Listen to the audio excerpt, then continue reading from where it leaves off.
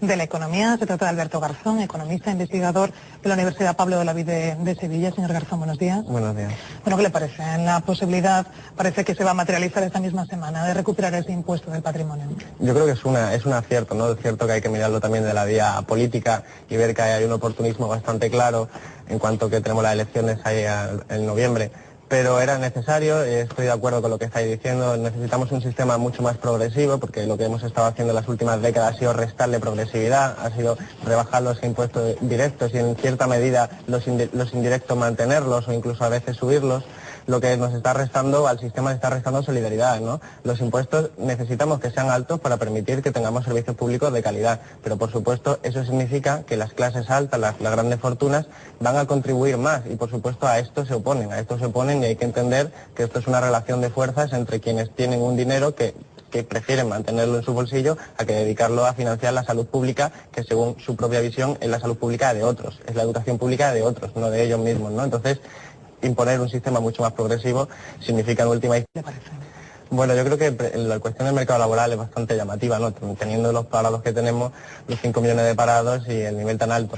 Entonces, la cuestión es de perspectiva. Los liberales, los economistas liberales, que pueblan casi todo el PP y también el PSOE, entienden que el alto nivel de paro es debido a problemas en el mercado laboral, a que los salarios en definitiva son demasiado altos o los empresarios tienen dificultades para despedir y para contratar, etcétera.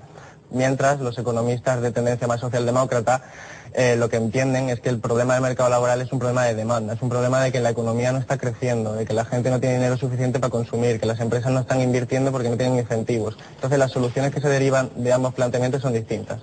El PP y el PSOE parecen estar más de acuerdo en flexibilizar el mercado laboral, permitir bajar los salarios, permitir un contrato único significa al final equiparar los contratos fijos, el contrato temporal, pero a la baja, porque al final esa va a ser la fórmula que va a tener el contrato único, flexibilizar el mercado laboral, cuando en realidad, en mi opinión, lo que hace falta es un crecimiento económico, permitir un nuevo crecimiento económico, estimular ese crecimiento, para que así las empresas puedan vender sus productos, los consumidores puedan comprar y de esa forma pues las empresas al invertir estén contratando trabajadores. En el político escuchábamos la semana pasada a Esteban González Pons del Partido Popular afirmar que se podían crear 3,5 millones de puestos de trabajo.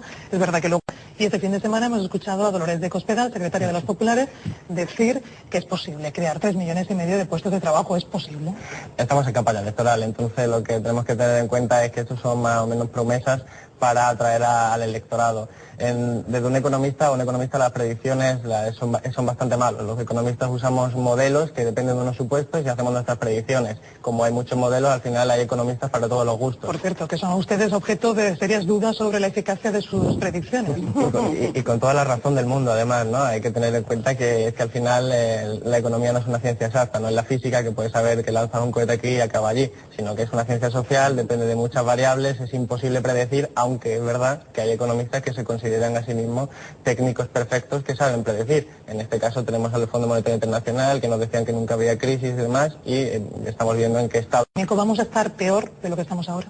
Sí, en lo que coincidimos los economistas y ahora mismo con independencia de la perspectiva que utilicen, es que en otoño vamos a estar en una crisis bastante más amplia, porque el problema son los planes de austeridad. Se están repitiendo los errores que se repitieron en los años 30, se están repitiendo los errores que se repitieron en los años 80 en América Latina, se están repitiendo los errores que se están haciendo ahora en Grecia. ¿Cuáles son esos errores? El problema de la austeridad. Cuando tú estás en un problema de falta de demanda, lo que te hace falta es crecimiento económico, porque es cierto, los estados tienen más gastos de los que ingresos, pero es que esos ingresos han debido a una caída de la demanda, de la actividad. Las empresas han dejado de producir y los consumidores han dejado de consumir, ¿no? Los hogares.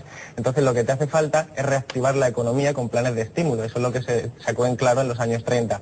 Lo que se está intentando, la política del Fondo Monetario Internacional, el Banco Central Europeo, es reducir los gastos esperando que así se equiparen con los ingresos, pero eso lo que tiene es un efecto muy inmediato, y es que estás quitando el gasto público, que es un estimulante del crecimiento económico, y además estás empobreciendo en términos generales a la población, de modo que al final lo que haces es empujas hacia una recesión que lo que lleva es a menor consumo y menor beneficios, de modo que es cierto, has bajado los gastos públicos, pero también has bajado los ingresos, de modo que la relación ingresos-gastos, que es la que nos importa a nivel de endeudamiento, pues se mantiene igual. Entonces la crisis se prolonga y ocurre que hasta que no se hagan las políticas contrarias se mantiene.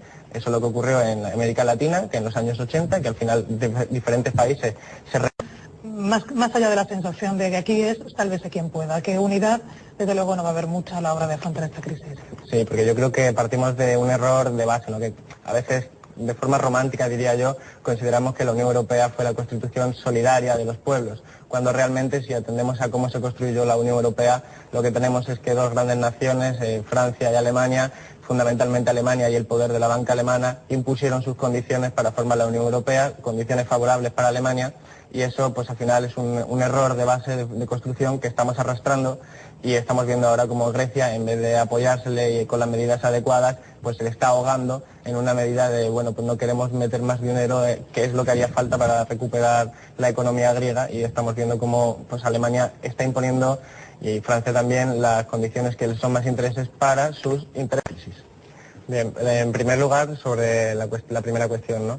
En realidad, los planes de estímulos que se hicieron en España, que también se comenzó, de hecho se hablaba de un nuevo keynesianismo al comienzo de la crisis, un nuevo plan de estímulo, etcétera. Hay que entenderlos que, primero, han sido de corta duración, segundo, se daban en un contexto de alto endeudamiento, por lo tanto debían ser todavía más poderosos porque hay que liberar esa deuda que tiene la mayoría de agentes privados, no solo los estados. De hecho, el problema principal de la economía son las deudas privadas, las de las empresas y los hogares, y no las de los estados. Pero sobre todo que hay una coyuntura muy especial, por ejemplo, en España, en donde tenemos un modelo productivo muy orientado hacia el ladrillo, y el plan E, por ejemplo, pues parece una especie de ir tapando agujeros, en vez de permitir que ese plan E pues tuviera una vía de construcción de alguna alternativa que pudiera permitir una regeneración. Lo único que fue alargar un poco la caída, fue meter dinero para que al final lo acabáramos igual. Yo creo que ahí está el error de esa aplicación del plan, de los planes de estímulo que se hicieron en España, y sobre todo su corta duración, ¿no? Y sobre la segunda, yo creo que es una profundización de la crisis. Técnicamente no estamos en recesión, seguimos creciendo, aunque sea muy poco, pero lo que vamos a ver es que los estados están dejando de gastar, se están retirando esos estímulos que han permitido que se siguiera creciendo después de la crisis. Entonces lo que vamos a ver rápidamente va a ser una caída del crecimiento económico, se está viendo ya cómo se está cayendo y simplemente se mantiene gracias a los estímulos. Y los hogares pues vamos a empezar a ver como una situación de urgencia, porque todavía estábamos salvándonos de la crisis, a diferencia de los años 30, porque hay unas redes sociales muy importantes, las redes familiares, las redes estatales, las prestaciones por desempleo, etcétera, que van a empezar a verse en peligro, porque el ciclo económico es mucho más lento que el ciclo político y el ciclo vital, de modo que la crisis avanza muy lentamente. La Gran Depresión fueron 10 años, entonces lo que estamos viendo es como poco a poco van a ir viéndose sectores afectados que al principio de la crisis no se veían, como los funcionarios, como la gente que en principio se creía de la clase media y que no trabajaba en la construcción, etcétera. Esos sectores se van a ir viendo. Tengo la impresión de que hay una especie de círculo cerrado que un país como España, sea del color que sea el gobierno, porque no tiene margen para romper ese círculo. Sí, yo creo que eso es muy interesante, ¿no? Porque de hecho estamos en ese chantaje de los mercados en el que claramente la democracia se ha demostrado incapaz de enfrentarse ante esta situación, y estamos viendo como los partidos políticos gobernantes en prácticamente toda Europa están aplicando lo que dicen los mercados y no lo que le dicen el electorado, ¿no? Eso pone en cuestión la democracia en sí. Pero es muy importante, ¿dónde sacar ese dinero, no? Es una cuestión.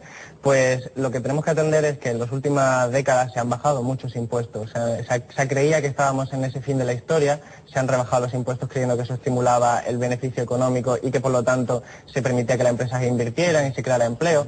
Pero ese dinero realmente, cuando has dejado, precisamente hace unos días leía que dos fondos de inversión de las Koplovich se estaban dedicando a prestarle dinero al Estado. Yo creo que ese es el ejemplo. Son esas grandes fortunas, esas grandes empresas que han dejado en estas últimas décadas de pagar impuestos, ese mismo dinero, como no lo han invertido en la economía real porque le salía más caro, era menos rentable que prestarlo, dedicarlo, invertirlo en los mercados financieros. Uno de los mercados financieros es el de la deuda pública, el de que el Estado se endeuda, y entonces se da esa paradoja de que esas fortunas a las que tú has dejado de cobrarles el impuesto que hacía falta, te está prestando ahora ese dinero. Estamos ante lo que se podría denominar sin ningún problema una estafa.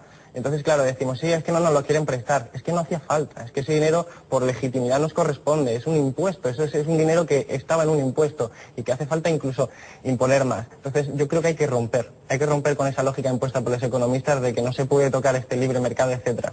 Porque igual que las Koplovich y las grandes fortunas españolas prestan deuda española, no solo las grandes fortunas españolas son las que prestan a España, sino también las extranjeras, las grandes empresas. Por eso es a nivel internacional que se ha permitido una liberalización y una globalización financiera financiera que permite que las grandes fortunas, las grandes empresas, los grandes bancos hagan negocio a costa de la cuestión pública e impongan y presionen a los gobiernos para rebajar sus propios impuestos. Estamos ante un conflicto bastante importante entre, digamos, estratos sociales.